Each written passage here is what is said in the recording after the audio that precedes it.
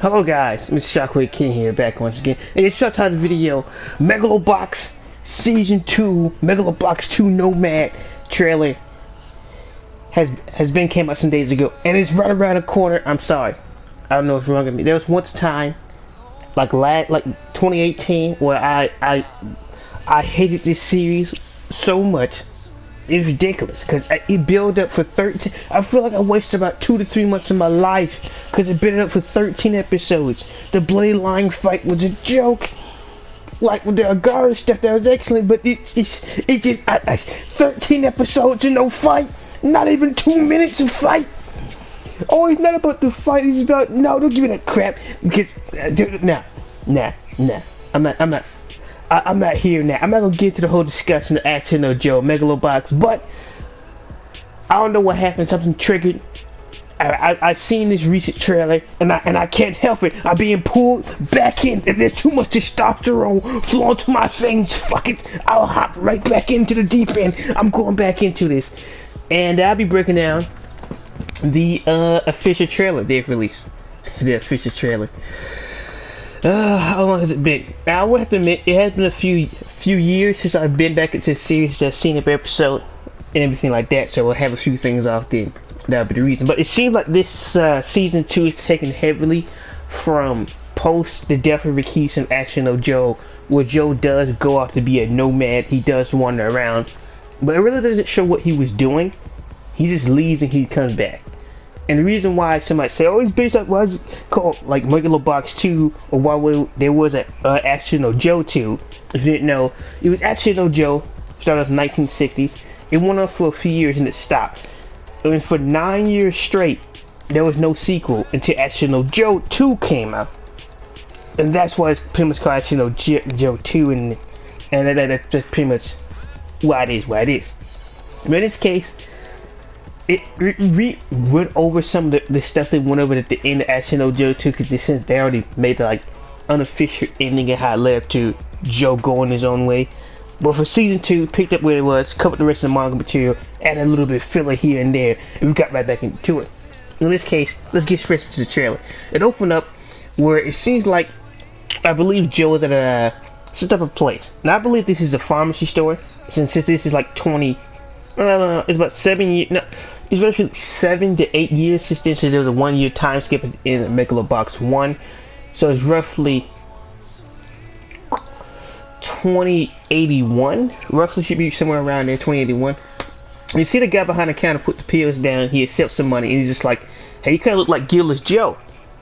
And they just like Joe just leaves. Now, what I do believe is, we see from what these pills are, I do believe that now Joe's a drug addict, and I do believe he's addicted to painkillers. Some might say, why would he be addicted to painkillers? Let's get into it. After he takes the pills, he walks away, and the guys look at the TV, and Joe says, "I destroyed them all," and we see an end picture of Joe and everybody else. Told us like the end of MegaloBox 1, which at the end of that, the Dante, well, not Dante, I forgot the coach's name. I'm gonna call him Dante now, even though his name is not Dante Tane. His coach, his head coach, opened up the gym. You see the rest of the orphan kids. You see a guard. You see the guy that used to fix up Joe's bike. Also, there you see Joe. And what I believe what happened is, in this case, instead of having an Action or Joe type thing where Joe goes off on a trip and he leaves for a certain time period and he come back and he's just like everybody at the gym, Nishi and Dante Tang is all excited. In this case, I believe something happened where we all assumed that, oh, 1 year later, oh, Joe just stopped fighting. And I guess he's like, I don't know, he was like some type of delivery boy, and they started replaying that song that the coach is dancing to and Joe is dancing outside, which is just something else I question about the ending, but I'll get to everything else. But after you see this photo of Joe and everything else, he says, "I destroyed them all. I destroyed everything with my own hands."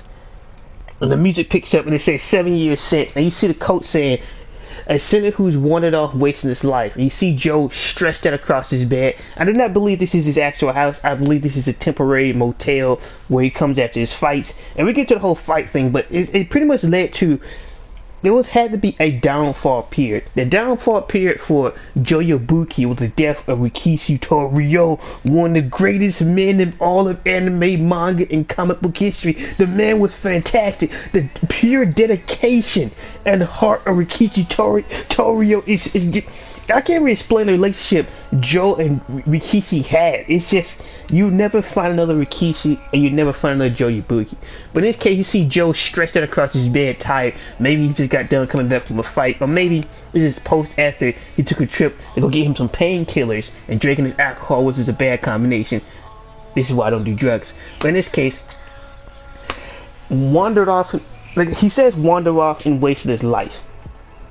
And it never is said or addressed what that event was that caused him to just leave. But my person, we'll get to my theories about that later. And it goes to a legendary champion, Gearless Joe.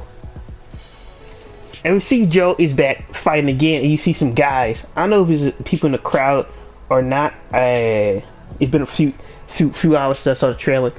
But he says, "You're Nomad." Now my only thing is, how is Joe fighting in these underground fights? Maybe the whole MegaloBox major thing was sure it's like a country worldwide event, but it wasn't just like, maybe there's some undergrounds with this beard he can bypass and no one knows it is.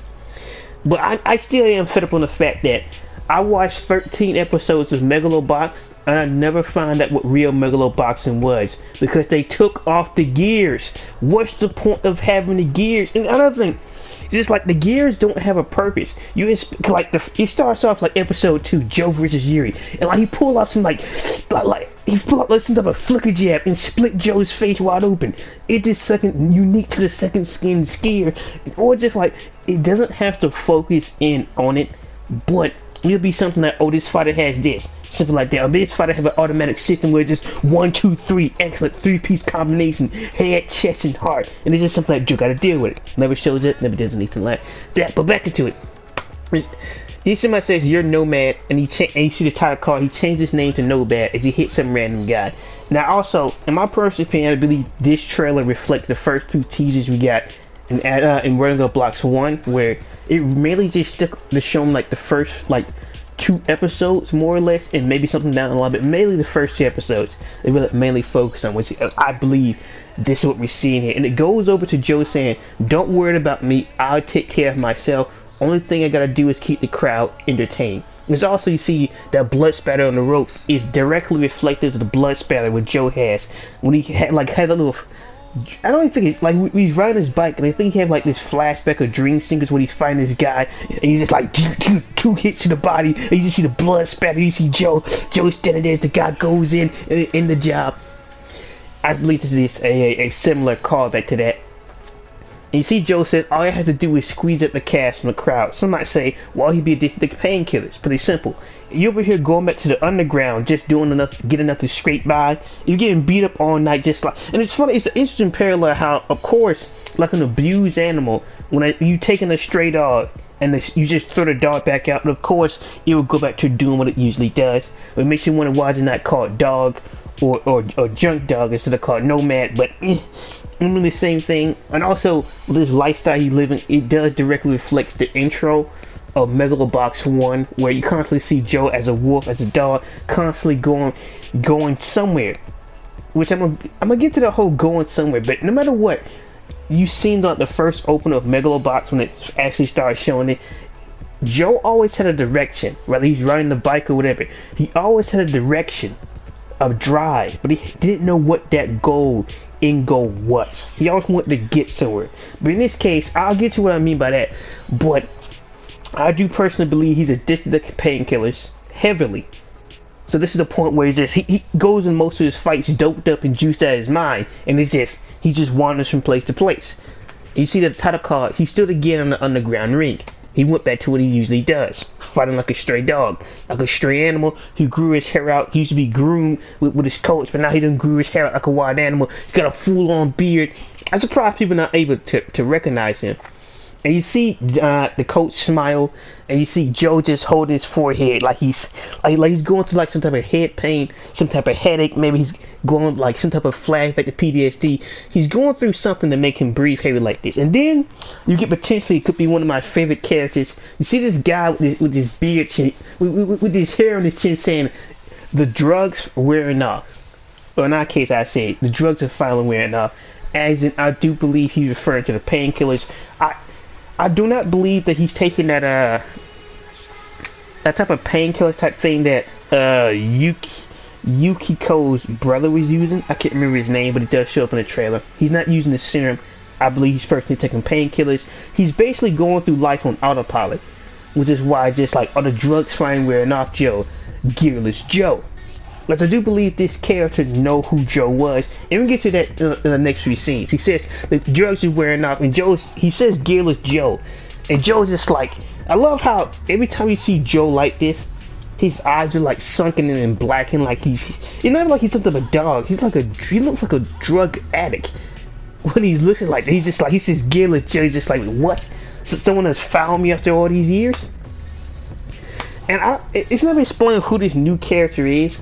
But I love this guy's dialogue where I still haven't woken up from that dream you was giving me. And it flashed over to when Joe fought Yuri in the MegaloBox tournament. And he's just like, I'm getting a lot of vibes that this guy is meant to reflect Carlos Rivera. As in, back doing Astronaut Joe, when Joe came back to the gym, he said, "Oh, I'm gonna go back to fighting again. Against Tiger Akita, Dante Tane threw in the towel. Against the other fights, against the number 2 and number 3, Joe kept vomiting because he couldn't hit somebody in the temple. And if he did, he'll vomit because it reminded how he killed Rikishi, who pretty much traumatized, had PTSD. It's only till when he sparred with Carlos and fought Carlos twice. I don't know if he's fought him twice in the anime, but the manga, the first time, he's just like Dante Tane partially got inside the ring and pushed Joe back up, causing him to be disqualification. But in this case, it was Carlos Rivera that really set Joe back into a goal, really. And he told Yuki, go wherever you need to find another Rikishi tutorial. And he didn't really directly find a Rikishi, but Yuki found another Joe. Bless me, he found another Joe in Carlos Rivera. And through Carlos Rivera, Joe regained all his instinct. He's able to hit people from the temple again. He re-became what he once was. But with regaining that in those 2 fights, sadly, like always, Joe don't never pay the consequences of his actions until later. But in this case, I love this dialogue, how I still haven't woken up from the dream it's giving me, as Joe is throwing out like a double jab and the guy's blocking, and he goes in for it. And I believe it's like something like a cross or something like that. Now it switches over to the scene where it says, you see this dawn hanging up, you see these signs that says, "This is not your home." Now at first I thought maybe the country Joe's in is going through some type of migrant crisis, but you see later, it seems like somebody purposely destroyed the slums. You see what I'm talking about later, you see, "This is not your home, go home," I think it's like migrants and immigrants. And you see this little trailer park section, which it could be what the guys from the slum came from, or came to, or whatever. I thought it would be like a migrant type of thing. But you see what I mean later. Because it switched over to somebody carving some wood, which easily could be this new character that showed up, who's been apparently chasing Joe for a while. And it says this dialogue, or "You got up into the ring without any gear and became champion." It obviously that Joe, in one way or another, have inspired this man to MegaloBox. Which, boy, you already know what that means. I will say this. I've learned my lesson for the first time. Alright, that they've already popped me with the hot comb, and I understand that I cannot look into this series for some fights beyond the 8th episode, because somehow a 1-minute fight with Pepe was better than the entire fight between Joe and Yuri. It doesn't make any sense, but it is what it is. Because like, even they just like, what's the point of having all that context and build up when you're going to spend an entire episode on bloody lying who doesn't really do anything? But you don't even give 2 minutes to Yuri versus Joe. It is what it is. But I look at this guy's physique. Look at this. It's just like, I can't really explain how or why he started chasing Joe as his goal. But we do know there is a flashback scene inside the trailer, and it makes me think, does Joe already know this guy already? Or this guy just been chasing Joe, similar to how Carlo was just like, no matter what, I swear to God to you, Joe, before I leave Japan, I will fight you, Yabuki. I will. And it's just like, Joe is like, your eyes are like knives. He's just like, they're all something gleaming and scheming behind him. And Carlo's just like, you smell like gunpowder. That remind me the streets of my home in Venezuela. It's excellent. In this case, I don't believe this character will be showing up for too long, but he will serve his purpose to get Joe off of the drugs and beat some sense into him, and then he will leave. That's my personal opinion. I don't believe he'll show up later.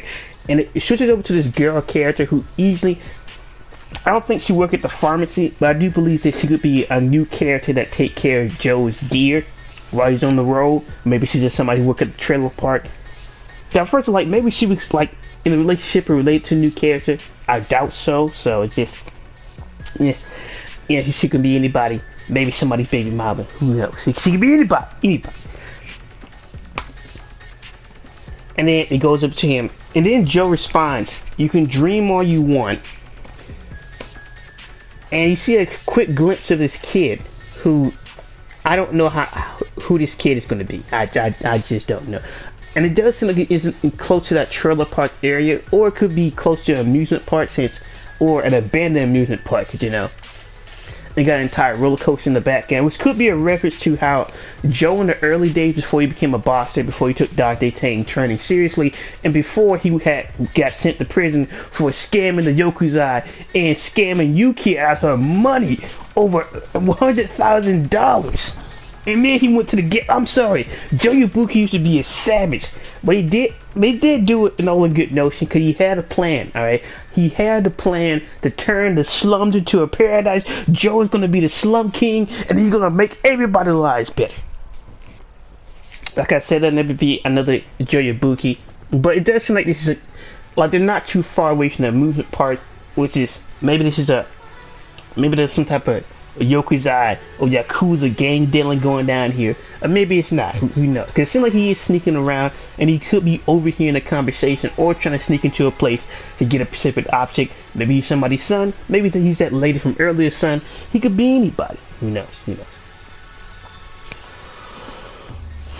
And Joe's just like, you can dream all you want, and you see like this guy's fighting somebody else. This new character with this facial hair and the dreadlocks. He's fighting somebody else with blue gloves and a yellow gear.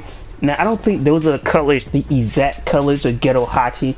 Maybe he might come back, maybe he's not. Maybe this is guy's just the local champion, and Joe just trying to scheme as much money out of him. Or maybe, like I suspect, he tracked down Joe after all this time just to get that fight he always wanted with Joe. Why is Joe going back to wearing the gears and not fighting gearless? Because since the punches don't really make any difference, since Joe's bones on his arms don't break, it's just, what's the point? But it is what it is. And you see the coach saying, "Don't tell me you've forgotten about what you've done," which we don't know what he's referring to, because some might say, "Oh, he beat Yuri, he became a MegaloBox champion." I don't think they're referring to that. I believe there is something specific that happened after all that, 1 year later, that triggered this entire Joe being addicted to painkillers and him wandering off by himself. And you see this quick glimpse of this character. Now don't be deceived, I do not believe this is Yuri at all, and there's no way to be Yuri because Yuri's crippled. Some might say maybe they can give him a sudden spine and cause him to walk again. I would doubt he'll want a rematch, especially how the way they ended, it's pretty much how they ended the original Action No Joe 1, where is Rikishi loses and Rikishi dies, or in this case Yuri loses and the story continues on. Who I believe this is, because Yukiko, their name is Yuki in this, hey, look, the one from MegaloBox, the characters are meant to be similar, parallels, but the one from MegaloBox, I do believe, since she, the scumbag herself, who seems apparently not even to care about Yuri, because I care so much about you. What do you mean you're not gonna have to gear? And then you left, did a presentation for your second skin MegaloBox gear, and then you don't even come back from the final match or anything. You just leave, and then post that, as far as we know, she don't never see Yuri again. You just leave him. So my personal opinion, This is the Sakura, which I believe I'm pronouncing the company names wrong. This is the new face of MegaloBox, and I do believe this is the new champion. I do not believe this is the bearded goatee guy, because if that's the case, that he'll have no interest in actually finding him. In my opinion, this is the new face, the new MegaloBox champion, who could be more reflective of a young B. Kim or Jose Mendoza. It could be one of those two. Because the first time I seen MegaloBox, the first thing I thought of, they pretty much took the facial appearance of Carlos and just gave him Joe's personality. It's Spiggly Bland. Same thing with Yuri. You took Rikishi, fuse him in with Jose Mendoza, Spiggly Bland. Just take it with the corkscrew punches, exact same. So I believe this is the actual character that meant to reflect a young B. Kim or the Jose Mendoza type character. Is who I personally believe this is supposed to reflect. I do believe this is a new character, and I do believe this is the event that triggered Joe to go down this road of being addicted to painkillers. So some might say, what I was talking about earlier, when the MegaloBox 1, Joe was always had a direction. He was always heading somewhere, but he didn't know where he wanted to go. He had a drive. He wanted to get to something. The reason he was driving towards that coast was not to mainly commit suicide. It's hard to explain it. It's like a tub of frog I came up with. Once there was a frog, a very happy frog who had big dreams, and once he heard somebody say, if you're feeling froggy, then jump. And he jumped. And he kept on jumping and jumping and jumping. He jumped so much the ink flew off the pages. He jumped so much the colors flew off the pages as well. He jumped to nothing but white. And then on the other side, he saw a shirt. I'm not sure he saw people. But then he felt water. And then he realized the entire time, as he says to himself, I'm fucking drowning. And as all the colors and ink returns back to normal, he now understands the entire time there was no white space. He was just drowning, and now he can see no shirt. In this case, he drowned. Or in this case, Joe always had a goal and was willing to put everything into a direction, an idea. But in this case, what happens to a person who do not have a direction anymore and has a goal? As in, his only goal is to survive like a dog. So you go any which way to get that thrill, to get that fix, or to get enough money to get some of those sweet painkillers. That's the way I put it. Joe had a goal, which is the reason why he wanted to stop throwing fights. Now, not a goal, he had a direction, he had a drive. But now since he have no drive, he have no direction, he have no guidance, he have no map, he just reverted back to the basic thing he always know how to do, which is fighting in dog fights like he's some type of savage stray animal and just trying to get as many scraps and drugs as he can. That's the way I personally see it. That's what I meant by the whole, before he had a direction, but he didn't know what the goal was. Now he has no direction with a goal of just surviving like a wild animal. Which is, you see Satchel here saying, is this really the end? And this is my opinion. I personally believe that the vacant title of the MegaloBox champion eventually get picked up by somebody else, and Joe challenges this person, and after getting knocked out in spectacular fashion, I don't know. It's not just the fact that he's being knocked out. It has to be something else to him being knocked out in spectacular fashion, where it's just like I just don't care anymore. Cause you see Sashio saying it's just the end, referring to it just like you're just gonna give up. Is that it? Is that it? And you see Joe out here closing his eyes, and you just see his bloody nose, you see the blood leaking from his face, and he's just like, hey Pops, do you remember this? Or what do you remember? You getting flattened out there in the streets. And he's just like, the little light I thought went out a long time ago is still burning, which is a direct reference to the eternal burning flame of Joe Yabuki, which would burn, like, he could bear everybody else to incomplete combustion. And pretty much the whole speech he gave to Noriko, maybe that new character we seen earlier, that's the Noriko parallel. Maybe she owned a general store. Maybe she fixed it. Maybe that's the Noriko parallel.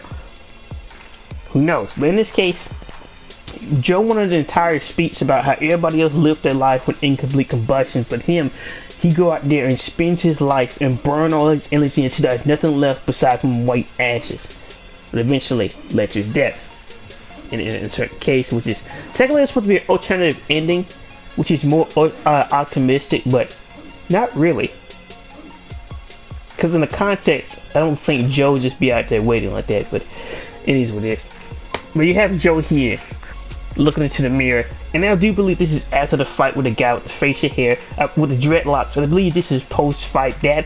And then I do believe this is the same character to get Joe back into his drive, making him want to go back again. The thing is, what is Joe looking for this time? Even if he returns to MegaloBoxing officially, with gear or without gear, what would he be searching for? Because for just like Joe with Rikishi, there was a goal. He wanted to. I can't really explain the sensation between Joe and Rikishi. These two pretty much mostly hated each other, but it turned into some type of weird friendship bond where it's just, I can't explain it, because since Yuri's out of commission, only thing I can see it is Joe losing his direction, and now he needs a new fix, as in a Carlos Rivera or a Young B. Kim or a Jose Mendoza or even a Leon Smiley. He needs something to replace what Yuri was, and maybe that guy knocked him out in spectacular fashion. Maybe he didn't. And you see the title card says to live the dream again. And you see the rounds are going off. I do believe this is still some first episode footage, because he's going against the guy and he dodges that punch and he retaliates. And as you see this time around, Joe is wearing for his Nomad outfit, he is wearing black and green pants now. That's pretty much it. And maybe this fight is being held near or close to that trailer park. Who knows? The trailer park does have so much significance here. And you also see Sasha inside the ring. Yes. If you don't think it's Sasha with the green MegaloBox gear, it is him. It's confirmed. And some teaser images, like when MegaloBox is like announced with no trailer, that Satchio is wearing the MegaloBox gear, and I do believe he'd be fighting. The question is, what would be Satchio be fighting for? We do see that Yokozai boss there, smiling. So I don't think him and the coach will owe him debt anymore, because unless he's taking out some extra loans, then I don't see what really would be too much to the point. Maybe he might return to a role similar to the original Yokozai boss, like Astronaut Joe 2, to the manga wise, where he's just kind of there and he's a fan. Maybe he's not. Maybe Satchio is now fighting to pay off some type of debt, or maybe Satchio is going after the goal that Joe was unable to fulfill. Who knows? Because it does seem like there is something that caused Satchio to be like, is this the end? And also, maybe in MegaloBox 2, it'll finally follow up in that plot line of what happened to Satchio's parents, who killed them, who murdered them. It was never found out, and it just ended. Even the 1 year time skip, it's just like it just didn't matter anymore. It seemed like Yukiko found out the answer, or found out something about it, but it never went anywhere. But he takes a nasty hit to the face. Maybe this is another no-name guy. Who knows? But it looks like it is in a similar arena to where Joe's fighting, or maybe this is just some other underground arena, because we do see Joe fighting in the cage earlier. So I do believe this is still like first and second episode. The episodes are paced well, where so much happened in like a 22-minute time frame, where it's just like it's fantastic, until the later episodes where they spend most of the episode on a no-name character but can't give Joe Yabuki 2 minutes or a complete 60 seconds of non-stop action. It is what it is. Because in my opinion, Astronaut Joe would not be the same without the boxing itself. It's hand in hand. It's just the fact that the drama and everything overwhelms you inside. It's just, you show up for Astronaut Joe for the characters and the boxing, but it's complicated. I can't really explain. But back to the trailer, and you see a quick shot of the Yokozai guy I was talking about as him smiling. Maybe he watching the Satchio match. Maybe Satchio was indebted to him, and however he got the gear, who knows. So we do see the other orphan kids, and now we do see a quick shot of a bridge. Now this is what I was talking about, where you see before there was like a lumberous booming slums, and you see how Joe is driving across the bridge to get to like the main MegaloBox place. Well, you can see here that same slum is not only destroyed, it seems like the gym is no longer there either. Maybe it's a different spot. But yeah, some of the whole gym stuff they had is not there. Maybe it's at the official establishment. But you can just see how this entire area near the riverbank is just destroyed and just ruined on one side. It's like there used to be a bunch of slums that's quickly slapped together and is all destroyed. The bridge back and forth is all destroyed. So this is what I do believe where this whole migrant crisis does happen, where somebody legalized the destruction of all these slums, and all these poor people are getting pushed into the city, and these people just like, go home. We do not want your trash. We want your filth. Unless they're coming from the outside of the country, this is the only way I can see what these migrant things are saying. You need to go home. You need to get out of here. And of course, the news media is going to report on all the bad things that happen to migrants. And, you know, the usual thing happens. And we get to see a Gary again, and also we get to see a Gary again in the trailer. Which is interesting thing about a Gary in MegaloBox 2 is apparently he became the head. And hello, I'm back. And it does appear from a clip of a flashback we do see later that Agari does end up becoming Joe's head coach in a way. Maybe not head coach, like, yeah, pretty much head coach inside the ring, where the actual coach himself is just behind the scenes because, you know, he can't really see anymore, he's blind. But we do get a quick shot of him in a rundown place. We don't know where he is, but he is there. The dream that Gearless Joe fulfills, which is, because I don't, that's the thing, becoming champion really wasn't what Joe's dream was. It was purely to fight Yuri. So it is a quite interesting question of what dream they was talking about. Who knows? But we do get to catch up with the orphan children. I do not remember there being a blonde one. I thought there was only 3, but we get to see the blonde one, the chubby kid, and we got the other one where it seems like it could be maybe at some type of prison station, maybe outside of a building, maybe catching a movie, maybe watching some sort of school presentation. Who knows? And we get to see this full shot of a casual Satchel just there looking mad. Maybe he's looking at the coach, but he's just, it's not looking where it's like he's seeing Joe after sometimes, just like, really? Want to show back up? Right here, you really? Now you want to show you, really, after all these years? I think, like, what, Satchel was like, what, like 10?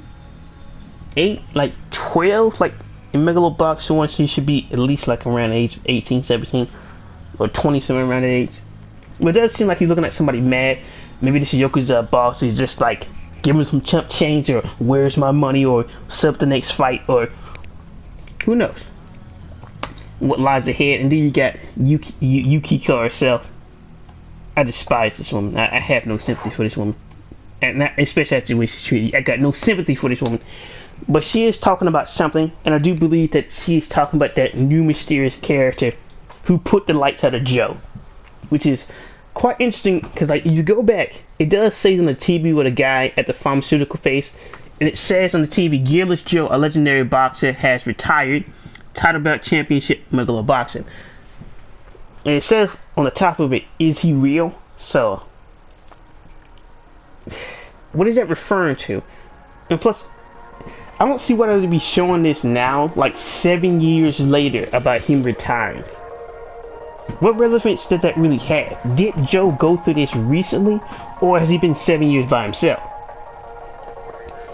The questions are numerous this summer. And we get to see Yukiko's brother, which, you turn this character around. The question is, what is he talking about? The question is, what has he developed? Have they integrated the MegaloBox second skin of Yuri into an automatic system AI for this new character, or maybe there's something more? I don't see why after the whole Yuri versus Joe thing, you just didn't go back to real boxing, because if there's like no extra damage, then like what's the point of the MegaloBox in itself? When you do get to see this new kid character, or this young adult character, I don't know how old this is. The guy looks like a 17-year-old teenager, so call him a kid. But he is talking about something, you know, beyond this dream, which I am caught curious on what dream they're talking about here. But we do get this character, look at the character of, seems to be somebody's cornerman, smiling. It gave me flashback to Nishi the manager and how he became a cornerman and got rid of Noriko. But I can't really have any speculations on who he's with, because he could be with anybody. He could be with the new character who is the new face of MegaloBox, and it could be for somebody else. You know. And we get to see a glimpse of Yuri, the man himself. Now I do believe he's still in the wheelchair, because you see his perspective, unless he's sitting down in the middle of the floor, he's obviously still in the wheelchair. But maybe this is his last 2 chats with Yuriko or somebody like that, because he doesn't look happy at all. It seems like he's mad, like he's been left behind or something like that. Or maybe he's talking to, nah, he wouldn't look, he wouldn't have look at Joe with such disdain. Maybe he's Noriko, or maybe he's talking, or he's bypassed and walking past the new face of MegaloBoxing, or supposed face of MegaloBoxing. Who knows? But he does not seem pleased. He does not seem happy. He does not seem excited. So maybe he's going for a physical checkup. Maybe he's going to some type of surgery. Who knows? And we get to see this guy with a ponytail, with a fade on the side, and with green hair. Was giving me flashbacks to Astronaut Joe 1, where Joe Yabuki was doing the entrance exam for boxing to get his boxing license. It reminded me of that kid who came at him, and at first he was beating up Joe, and that's where Joe first revealed the garlic stand, and he beat the mess out of him so bad. The kid ran out of the arena, and he kept trying to beat him, and Joe just kept going. And by the time the referee got to him, Joe was like, I think he's dead.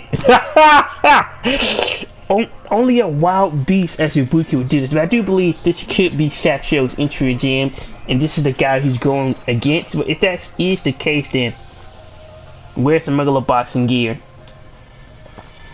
Where's that? Maybe this is before you get in the gear, you train like this. And also, something I did not bring up earlier. What happened? Yeah, Joe's gear fell apart that he originally had, but this new gear just seems even cheaper than the one he had before. It does not seem as updated. It does not seem as. It seems more basic. It doesn't have them guards like the original does either. It just seems like it has like a few mini arms in the back, and maybe like there's gotta be like some old gen technology Joe just picked up for somewhere.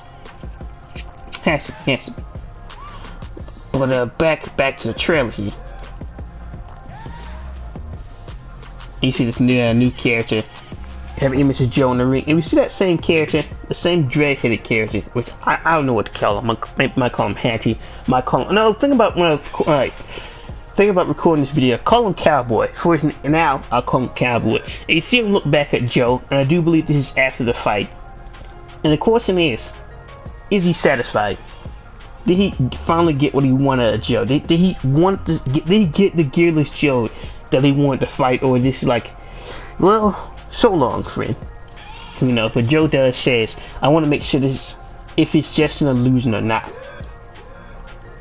Cause like, even if Joe comes back, what is Joe aiming for? That's the question. And we see this quick image where somebody's driving down a road, right? And I do believe this is Joe on his motorcycle, but driving in the snow. Cause by the time you get close up, I've already freezed this in the trailer before. When you pay attention, by the time it gets close up upon a dog, you see it's the exact same dog from the opening. And I personally believe in this some type of way kind of represents Joe almost literally accidentally committing suicide. Because you focus in on it, the dog has the exact same scars that Joe does on his face and his body, and the one from the opening. So I do believe this is the kind of thing where he's outside in his snowy blizzard, and this man could be close to nearly killing himself. At least before he get distracted to having some type of ideal of a dream. But in this case, because of the pills, because of the drugs, it might make him get off of the drugs and meet back with a old coach again after he goes through his mental relapse and things like that. And it's just, I think it's one of those. I think it's a similar experience, but the dog is like a future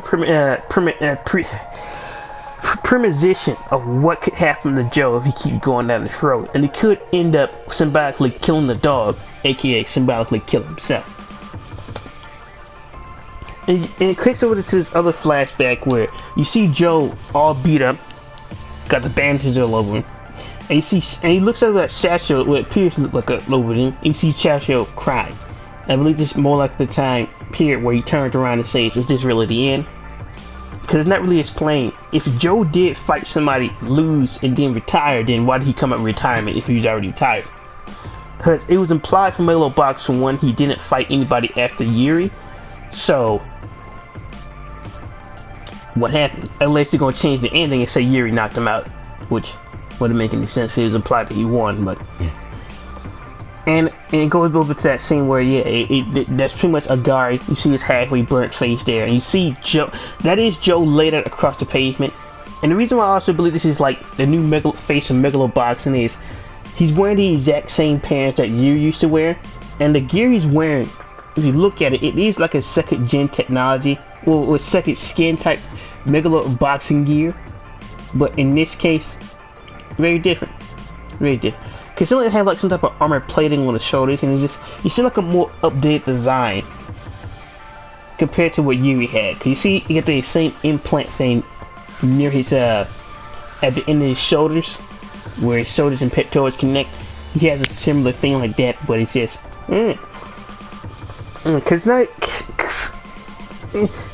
cause like I really wish we could see Joe go against Yuri with the second skin on, but that does not happen. But it would be interesting to see how Joe actually loses. Comes in April, and it goes up to a scene where Joe is reaching out, and it shows him reaching out to the coach. The thing is, I don't believe that's him actually there. I believe that this is like a withdrawal, suffering type hallucination. Because this is similar to what Joe had, not when he was starting, but he did have a dream of Carlos Rivera after they fought, like before Carlos fought Jose Nargo. Carlos did show up in Joe's dream, and it was about the fight, and it ended. I believe it's a parallel to that, besides from the fact that Joe's drugged out of his mind. Maybe he actually is there. Maybe I could be wrong, because like I can't really picture this version of Joe, or even original, have a reason to reach out towards the coach like that. And from an earlier scene before that, you see his hand is dragging across the ground. Maybe it is a drug overdose. Maybe it is a drug withdrawal.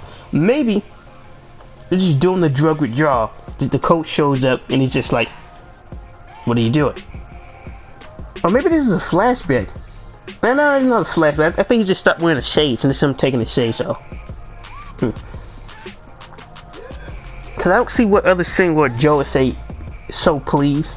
Of course, the audio can be disconnected, and you see this turn back with this guy doing a similar turn back to what Rikishi did at one time in Action No Joe. But in this case, I do believe that is that character I called Cowboy from earlier, but younger. The question is, was he a former student of the head coach? Or maybe this is back when he was trying to get that fight with Joe before he got knocked out, and he's just like, "Joe's retired. I don't blew my chance. And after all these years, I get to finally fight him." Not the exact same version, but I guess in this messed up way, this is the best I can get. This is the best I can get. You can see that Joe's about to dump the pills, as I believe the pain medication, the painkillers down the drain. And you see this excellent image where Joe is knocked out cold, which is following the other image where he's just laid out, stretched out across the pavement. Because it's never showed off that he fought anybody else, but it had been 7 years. Maybe he got back into the ring. Because it's not really explained if it's been 7 years of him wandering, or it's just he's just started this whole wandering thing recently. I do believe he's that cowboy character playing the guitar. And the reason why I said it was him earlier on the bike, because you see this whole scene where I thought it was like a dream sequence, but now I think that's him actually crashing and rolling over in the snow on his bike, which would parallel the first few episodes where Joe kept riding his bike towards the cliff, sometimes to go after the cliff, because doing that high speed, that adrenaline, he's just like, he's getting a small taste of what he wants. You're getting a small taste of what the top tier fight or the top tier opponent feels like before, of course, he crashed or accidentally commit suicide. He has a direction, does not know what the goal clearly is. Before his goal turns to Yuri, because Yuri ended up being everything he asked for. So I do believe this is him crashing his bike after he chooses not to run over the dog, which would pretty much be him saving his own life. Quick side of the coach, you see a bird flying out, because it's like a bird symbolism. Even with the whole Nomad title card we see later, you see a hummingbird. So I don't know what significance that is, so maybe somebody else can break that down for me. There was this, you got a white bird flying towards the screen, and it ends off with a photo of Joe, the coach, and Satriel. And he putting his, now somebody's putting his hands in a glove. It could be Joe, but now I look at it, look like it could be some feminine looking hands. I don't know who. No, it seems like that. No, it seems like it's an homage to the way Action No Joe ended, where he gave the glove to Yuki, but he never did sign them, so it could be an homage to that. But somebody's touching the glove for remembering. Maybe I just look up them hands wrong. It could be Joe, because it does say "fight with me." Or fight. It does say "fight with me," right? Yeah, it says fighting. So maybe it's him. Maybe you can't see Joe back up to the bike and you just ride it. And you see Nomad, MegaloBox 2 under it. In 2021 in April, not a release day in April, but we do know it comes out in April. But yeah, that's pretty much my analysis and breakdown of theories about what this is. This is probably a super long video that's gonna be a killer to edit, but in this case, my basic summary: in the 8-year time skip post Yuri fight, I do believe that Joe had another fight inside the MegaloBox ring. The thing is, not only does he lose, he loses some type of motivation, he loses something else. There's something else that is lost within Joe besides from him losing. And some of you might be like, oh, maybe Satro's mad that he retired. I don't think him retiring would actually drive him to MegaloBox himself, because he retired after the Yuri fight, and Satro didn't really have any interest in MegaloBox as far as I can remember. So I do believe there's some major event that happened where Joe chooses to retire. Satro questions what is he doing, which leads to him fighting. Maybe he's fighting to pay off a loan to keep the gym open, or maybe he's just fighting to pay off a loan for his gear, or maybe he's just fighting in the Yokozai boss is just fight promoter. Who knows? But for Joe himself, it leads down to a crash course where there's one bad thing to another in his own isolation. He shut off his friends, shut up their Orson, shut up their Gake, which is probably the reason why you see him later in the trailer. Maybe that's him meeting back up with him. Maybe that's Satro seeing him just like, hey, give me some MegaloBoxing gear. Who knows what it is? And it leads to Joe going down to his path where he's just drinking, been addicted to painkillers, and only pulling off just enough to get fed for the night, to get the fed his shoe scraps. He's like he's a training stray dog for a bunch of dog fights, where it's just like, instead of throwing fights, he's only fighting just enough just to survive. I mean, he's not trying to take out an opponent, he's not trying to make somebody look good, he's just doing just enough to get a draw, so he can get some more painkillers, some alcohol, and pass out into a bag, and just wash all his problems away. And that's pretty much it. Until this new character, Cowboy, shows up, and he's just like, I've been chasing you, Joe. You've inspired me. You became the MegaloBoxing champion. What happened? I've been training to fight against the actual real gearless Joe. And really, this is it? And like, when the painkillers finally wear off, there is no more autopilot for Joe. There is no more, I'm just fighting with my brain off, and I'm just trying to get a free meal. No, Joe actually gotta go in there and fight. Which it seems like he actually does in the trailer. And that's the fight I do believe this pushes Joe towards getting off the drugs and actually going back to MegaloBoxing. But what will he be chasing after? Maybe he wants his revenge against the new Yuki loyal dog that she's building up, or maybe not. Because we knew that the whole second skin was going to be used for military type purposes. Maybe this is some of the classic G.R. Joe jarhead, and he's just like, hey, I was here to beat Joe. This is what the new technology can do, or maybe something else. I do believe this is an interesting setup. I am interested to see how this turned out. I learned my lesson for the first time. I'm not here for the fights, but I didn't hear how this turns out. And some people have been questioning a few articles when I was trying to dig up some more information.